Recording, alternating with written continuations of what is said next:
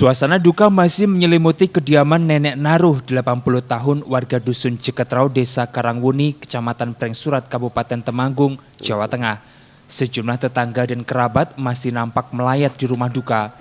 Pada Sabtu dini hari kemarin, Naruh ditemukan tak bernyawa di belakang rumah dalam posisi tergantung di pohon rambutan.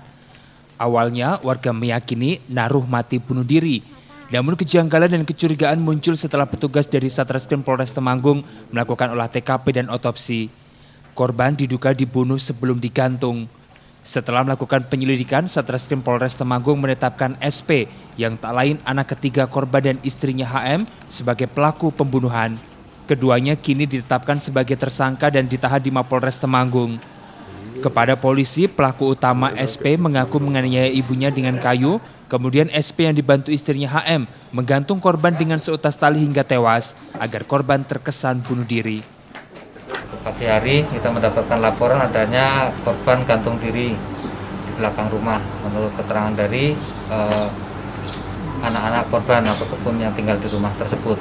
Kemudian setelah kita melakukan olah TKP, kemudian setelah mendapatkan hasil otopsi dari tim forensik, ada kecurigaan dari kita bahwa itu adalah bukan gantung diri, sehingga kita dalami setelah beberapa, kemudian berhasil kita ungkap bahwa itu memang korban meninggal bukan karena bunuh diri tetapi dijerat, bukan karena terjerat karena bunuh diri.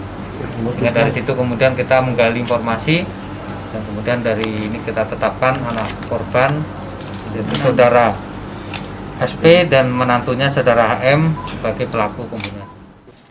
Sementara itu, SP mengaku nekat melakukan perbuatan keji tersebut usai mendengar bisikan gaib untuk menghabisi nyawa ibu kandungnya.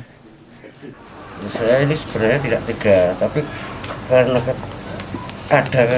ada bisikan, tapi menarik, tidak ada suara, tapi menarik dengan badan saya ini refleks dengan membunuh atau menuju di orang tua.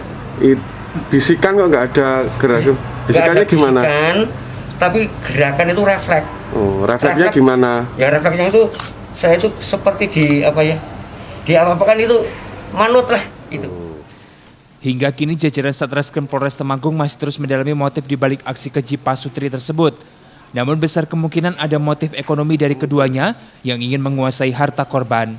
Kedua pelaku kini terancam pasal 44 ayat 3 Undang-Undang Nomor 32 Tahun 2004 tentang KDRT dan pasal 338 KUHP tentang pembunuhan dengan ancaman hukuman penjara 15 tahun.